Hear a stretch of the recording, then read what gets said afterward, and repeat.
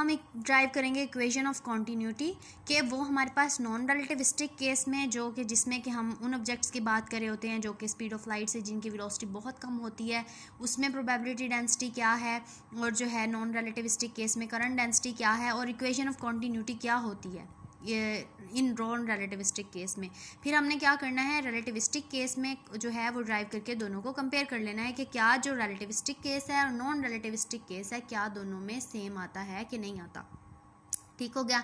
And में हम देखेंगे कि जो रिलेटिविस्टिक केस है ना, उसके अंदर जो हमारी प्रोबेबिलिटी डेंसिटी होगी वो नेगेटिव हो जाएगी, हालांकि जो है इसकी वैल्यू पॉजिटिव होनी चाहिए। तो ये जो थी वो डिफ़िकल्टी आई थी इसके अंदर। तो अब हम देख लेते हैं जो कि इस डिफ़िकल्टी को भी जो था वो जो डिराक था उसने जो था वो दूर कर दिया था, और पॉजिट्रॉन जो थे वो डिवेल्प हो गए थे। तो उसकी भी इंशाल्लाह कैलकुलेशन जो है वो अपलोड हो जाएगी, आप वो भी देख सकेंगे कि किस तरह से जो है एग्जिस्टेंस ऑफ पॉजिट्रॉन्स जो है वो की गई थी कि पॉजिट्रॉन्स एग्जिस्ट करते हैं, और होल थ्योरी वगैरह वो सारा कॉन्सेप्ट जो है वो उसके अंदर डायरेक्ट इक्वेशन के अंदर आ जाता है हमारे पास। इंशाल्लाह वो हम नेक्स्ट वीडियो में डिस्कस करेंगे। तो इसमें हम क्या है कि probability density, non relativistic probability density जो है वो हमारे पास, प्रोबेबिलिटी डेंसिटी क्या होती है, ये हमारे पास मॉडुलो स्क्वायर होता है साई फंक्शन का, जो कि कॉम्प्लेक्स कॉन्जुगेट जो इसको हम कॉन्जुगेट बोलते हैं वो, और साथ में साई, इसको हम इसके इक्वल भी लिख सकते हैं इस तरह से। जैसे ये हमारे पास ए स्टारिक ए हो तो हम उसे ए मॉडुलो स्क्वायर लिख सकते हैं। ठीक हो गया। नॉन रिलेटिविस्टिक जो है वो करंट डेंसिटी क्या है वो हमारे पास ये है। अब हमारे पास non relativistic equation of continuity जो है वो ये है। अब हमने क्या करना है, रिलेटिविस्टिक जो केस निकालना है इक्वेशन ऑफ कॉन्टीन्यूटी का, फिर उसको कर लेंगे आपस में कंपेयर इसके साथ कि क्या वो सेम आता है या नहीं आता। तो हम एंड में देखेंगे कि जे तो सेम आ जाता है करंट डेंसिटी, लेकिन रो जो है ना वो सेम नहीं आता। ठीक हो गया। अब इसके लिए यूज़ करेंगे क्लीन गॉर्डन इक्वेशन, इसकी भी पूरी डेरिवेशन जो है वो मौजूद है, तो आप वो देख सकते हैं, वो छोटी सी डेरिवेशन है इसकी। ठीक है, इसका कॉम्प्लेक्स कॉन्जुगेट ले लेना है हमने। कॉम्प्लेक्स कॉन्जुगेट हम मैथमेटिक्स में भी लेते हैं कि जो कॉम्प्लेक्स फंक्शंस होते हैं आयोटा के साथ उनका साइन क्या हो जाता है, चेंज हो जाता है। क्वांटम मैकेनिक्स में जब साई फंक्शन जो है उसका कॉन्जुगेट लेते हैं तो वो कॉम्प्लेक्स कॉन्जुगेट जो उसका वो बन जाता है, वो हमारे पास साइस्टेरिक होता है। जब हमने क्या करना है, अब हमने क्या करना है, इसको साइस्टेरिक से मल्टीप्लाई करा देना है, इस टर्म को जो है इक्वेशन नंबर 5 को मल्टीप्लाई करा देना साई से। ठीक हो गया। तो हमारे पास क्या हो जाएगा ऑन लेफ़्ट, तो क्या हुआ कि जो लेफ़्ट साइड है उसको साइस्टेरिक से और इसको साई से हमने कराना है मल्टीप्लाई। ठीक है, तो जो हमारे पास क्वांटम मैकेनिक्स होता है ना उसका मतलब ए क्रॉस ए, जैसे हम कह देते हैं मैथमेटिक्स में कि x y is equal to y x, तो क्वांटम मैकेनिक्स में साई स्टेरिक इंटू साई जो is not equal to psi into psi asterisk, उसके जो मतलब होते हैं ना वो चेंज हो जाते हैं जब वो किसी फंक्शन पे अप्लाई हो रहे होते हैं। इस केस में तो हमने कह दिया था ना कि ये इसके इक्वल है, तो इसका मतलब है ये ऑपरेटर्स हैं, डिफरेंट ऑपरेटर्स हैं, कॉम्प्लेक्स है और एक जो है सिंपल है। तो क्या मतलब हुआ कि उससे वो पूरी वैल्यू जो है वो हमारी चेंज हो जाती है। तो इसलिए जो चेंजिंग फंक्शन है ना ये with respect to time change हो रहे हैं तो उसके ऊपर साई स्टेरिक अप्लाई होगा, इसके ऊपर जो चेंजिंग फंक्शन है उसके ऊपर साई जो है वो हमारा ऑपरेट होगा। अगर हम इसके पोजिशंस को चेंज कर देंगे तो इसका पूरा जो है वो मतलब ही चेंज हो जाएगा। ठीक है, ये कुछ प्रॉपर्टीज़ हैं क्वांटम मैकेनिक्स के अंदर जो कुछ जिनको हम ख्याल करते हैं, जिनका ड्यूरिंग हमारी डेरिवेशन के अंदर हम उनको ख्याल करते हैं, अदरवाइज़ जो है वो चेंज हो जाता है, उसका जो है ऑपरेटर जो है ना वो चेंज कर देता है हमारी इक्वेशन को। अब हमने क्या किया, 4 को मल्टीप्लाई कराया साई स्टेरिक से, इसको मल्टीप्लाई कर दिया साई से।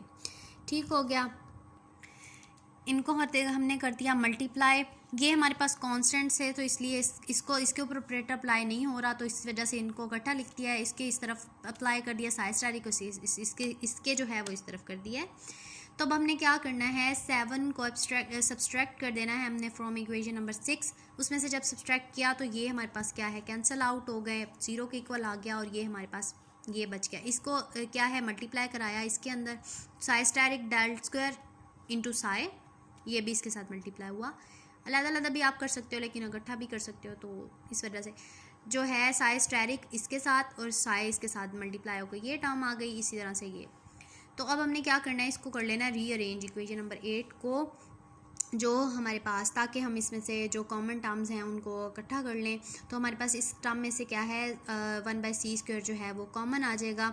और बाकी जो है, अब हमने वेक्टर आइडेंटिटी अप्लाई कर देनी है। स्केलर प्रोडक्ट होता है ये, जो हमारे पास डेल स्क्वायर होता है ये हमारे पास होता है स्केलर प्रोडक्ट, क्योंकि अगर ये क्रॉस प्रोडक्ट होगा तो हमारे पास ये होता है partial by partial x iota, और आयोटा क्रॉस आयोटा हम जानते हैं कि इक्वल टू 0 हो जाता है। डेल्टा स्क्वायर जो होता है वो डेल डॉट डेल होता है, मतलब स्केलर प्रोडक्ट होता है वो, तो उसके इक्वल हमने इसकी जगह पे ये पुट कर दिया है। पुट करने के बाद जो है हमारे पास ये आ गई है वैल्यू, ठीक है। तो अब इसमें से क्या है, अब सिंपली इसमें से यहाँ पे हमने इस इक्वेशन में कुछ नहीं किया, इसमें से डेल्टा जब कॉमन लिया तो हमारे पास ये आ गया। अब हमने मल्टीप्लाई कर देना इक्वेशन नंबर 9 को h² divide by 2m0 iota से थ्रू आउट, पूरी इक्वेशन को इसके साथ कर देना मल्टीप्लाई करने के बाद हमारे पास क्या आ गया, ये पूरी टर्म इस तरह से बन गई है, ठीक है। इसके बाद अब हमने क्या किया है कि जो हमारे पास 1/आयोटा है यहाँ पे, उसे हम लिख सकते हैं माइनस आयोटा, ठीक है।